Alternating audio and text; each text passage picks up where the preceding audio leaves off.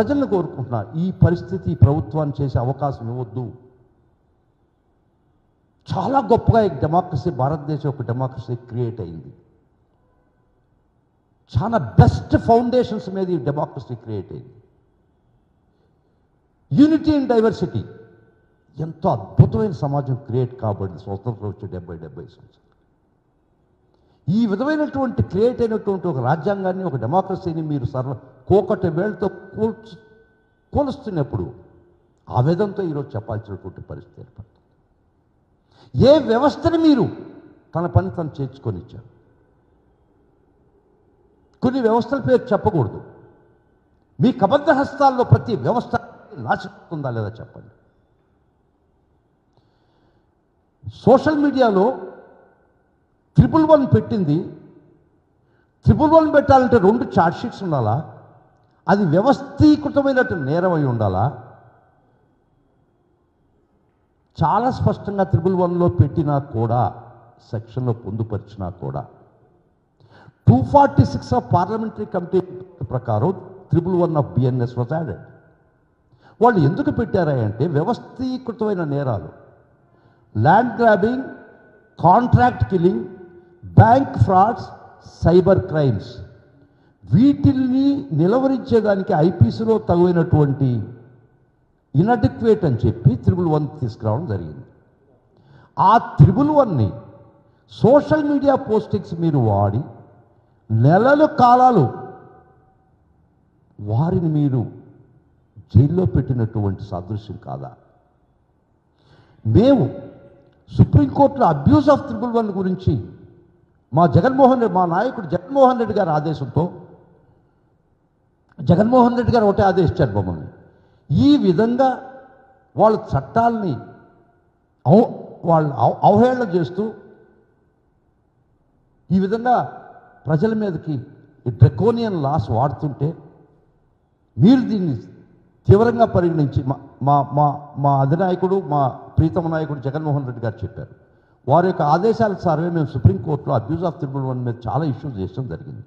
వారు మళ్ళా గౌరవ సుప్రీంకోర్టు వారు మా ఇక్కడనే క్వాష్ పిటిషన్లు వేసుకోమని మమ్మల్ని ఆదేశించండి. ఆ క్వాష్ పిటిషన్ పెండింగ్లో ఉన్నాయి. చట్టం ఒకటి నిర్దేశించినా కూడా ఈ అబ్యూస్ 111 ఇది రాజ్యాంగ విచ్ఛిన్నం కాదా? ఇది కాన్స్టిట్యూషనల్ బ్రేక్ డౌన్ కాదా? One can say it's law and order break down. Law and order break down అంటే ప్రజలు ఎవడైనా ఒకరి మీద ఒకరు దాడి చేసుకుంటే law and order break down ఇది. It is state sponsored terrorism. ఒక రాజ్య పాల్పడు ఎన్నికైనటువంటి ప్రభుత్వం వారే చట్టాన్ని దుర్వినియోగం చేసి దుర్మార్గమైనటువంటి పాలన చేస్తుంటే ఇది రాజ్యాంగ విచ్ఛిన్నం కాదా? Can we treat it as a law and order breakdown? No.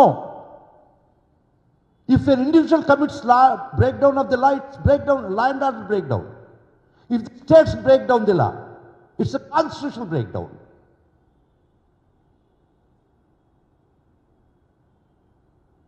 ఈ విధమైనటువంటి పరిస్థితుల్లో కొన్ని వీడియోలు మీకు చూపించాల్సి వస్తుంది. అధికారంలో ఉన్నట్టు ఒక వ్యక్తి, ఒక మాజీ ఎమ్మెల్యేని ఈ తాడిపత్రిలో అడుగు పెడితే చంపేస్తా అని పబ్లిక్గా, I can play it all these things before you. ప్రజలారా చూడండి, మీరు కూడా చూసుంటారు ఆ స్టేట్మెంట్. తన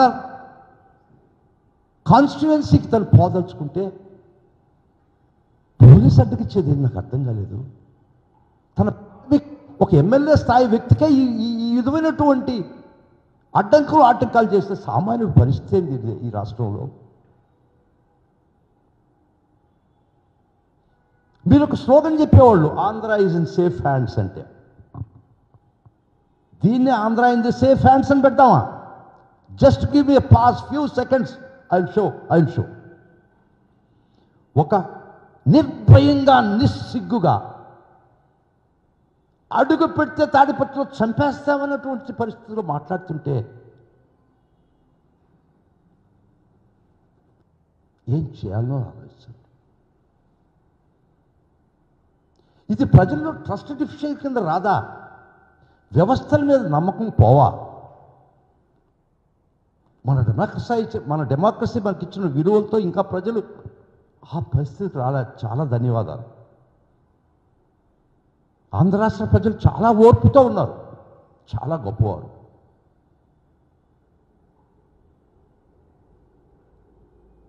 ఈ పరిస్థితుల్లో ఇన్ఫ్యాక్ట్ ప్రతి వ్యవస్థని ఆంధ్ర రాష్ట్ర నివాసిగా ఈ ప్రెస్ కాన్ఫరెన్స్ పెట్టడం జరిగింది. ముఖ్యంగా ఆంధ్ర రాష్ట్రంలో రాజ్యాంగ విచ్ఛిన్నత, when the constitution broke down beyond repair. మామూలుగా రాజ్యాంగ విచ్ఛిన్నతకి చట్టమై అది law and order break down అని కన్ఫ్యూజ్ అవుతుంటారు. Law and order break down అంటే ఇండివిజువల్గా ఎక్కడనో స్పేరింగ్గా ఎవరో చట్ట వ్యతిరేక చర్యలు చేస్తే అది law and order break down. ఇక్కడ జరిగేది కాన్స్టిట్యూషనల్ బ్రేక్ డౌన్ అని ఎందుకు అంటున్నానంటే స్టేట్ స్పాన్సర్డ్ టెర్రరిజం. ఈరోజు ఆంధ్ర రాష్ట్రంలో స్టేట్ స్పాన్సర్డ్ టెర్రరిజం జరుగుతుంది. రాజ్యహింస. రాజ్యాంగాన్ని, పౌరుల యొక్క ప్రాథమిక హక్కుల్ని రక్షించాల్సినటువంటి ప్రభుత్వం, ప్రజలచే ఎన్నుకోబడినటువంటి ప్రభుత్వం, రాజ్యాంగం మీద ప్రమాణం చేసినటువంటి నాయకులు వారు చేసే దురాగతాలు,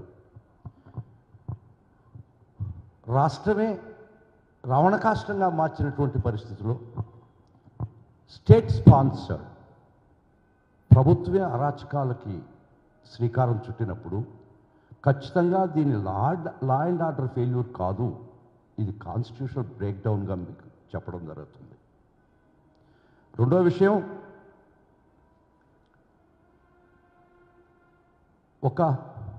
నేను చెప్పబోయే రెండో విషయం,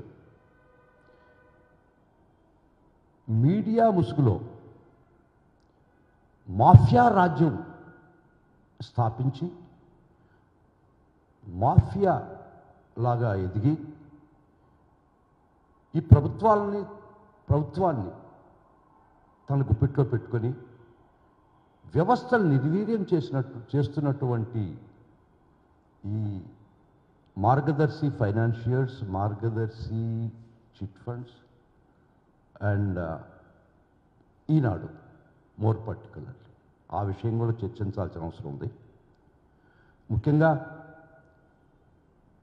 చాలా దురదృష్టకరమైన పరిస్థితి మీ ముందర పెడుతున్నాను. ఆంధ్ర రాష్ట్రంలో ఎలక్షన్ రిజల్ట్స్ మేబీ 11 o'clockకి తెలుగుదేశం ప్రభుత్వానికి 10:30కి తెలుగుదేశం ప్రభుత్వానికి అనుకూలంగా రిజల్ట్స్ వస్తున్నాయి అనే పరిస్థితి నుంచి మొదలుపెట్టి ఈరోజు దాకా ఇంకా కొరవ 4 ఏళ్ళు కూడా చేస్తారేమో.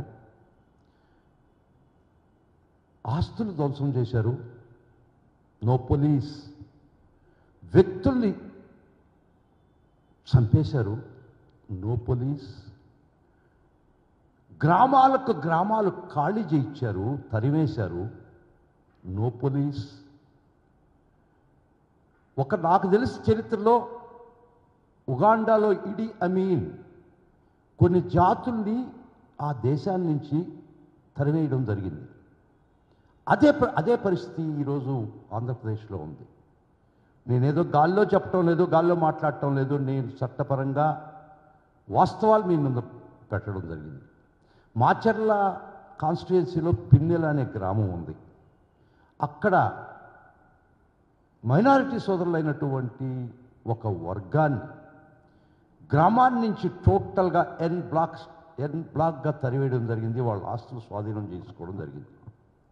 పోలీసులు ఫిర్యాదు చేశాం, పోలీసులు చేతులు ఎత్తేసి ఏం చేయలేము, పోలీసులే బ్రతిలాడుతున్నారు వాళ్ళని, ఊర్లోకి రాబాకండి, ఊర్లోకి వస్తే చంపేస్తారు, మేము ఏమీ చేయలేము ఈ ప్రభుత్వం అని చెప్పినటువంటి పోలీసే చెప్తుంటే ఏం చేయాల్సిన పరిస్థితి మీ ముందరని ఆలోచించండి. మీ ప్రజలారా మీరే ఆలోచించండి. మరొక విషయం, మరీ దురదృష్టకరమైన విషయం, వీళ్ళు సామాన్యుల ప్రజలు, వీళ్ళ సంగతి కూడా అటు పక్కన పెడదాం. తాడిపత్రి అనే కాన్స్టిట్యుయెన్సీలో ఎక్స్ఎమ్మెల్యే పెద్దారెడ్డి అని 19 నుంచి 24 దాకా ఎమ్మెల్యే